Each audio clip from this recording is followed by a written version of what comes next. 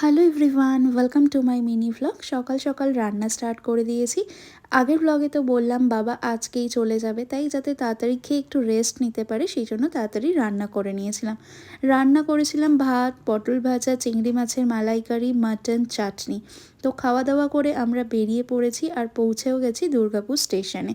পৌঁছে গিয়ে দেখলাম যে ট্রেন 5 মিনিট মতো লেট আছে, তাই আমরা ওয়েট করছি। এইমাত্র অ্যানাউন্স করলো যে ট্রেন ঢুকছে, আর এই যে ট্রেন চলে এসেছে। এই ট্রেনটা হলো লালকুয়া হাওড়া সুপারফাস্ট এক্সপ্রেস। বাবার যেহেতু রিজার্ভেশন করাই আছে, তাই কোনো তাড়াহুড়ো নেই, ধীরে সুস্থে ট্রেনে উঠবে।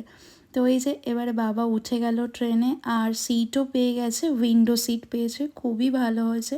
তাহলে চলো বাবা এবার সাবধানে বাড়ি ফিরুক, আর আমরাও বাড়ির দিকে যাই। কেমন লাগলো ভ্লগটা অবশ্যই কমেন্ট করে জানিও। ভালো লাগলে একটা লাইক করো, চ্যানেলটাকে সাবস্ক্রাইব করো, ফেসবুক থেকে যারা দেখছো পেজটাকে ফলো করে দিও। Thank you.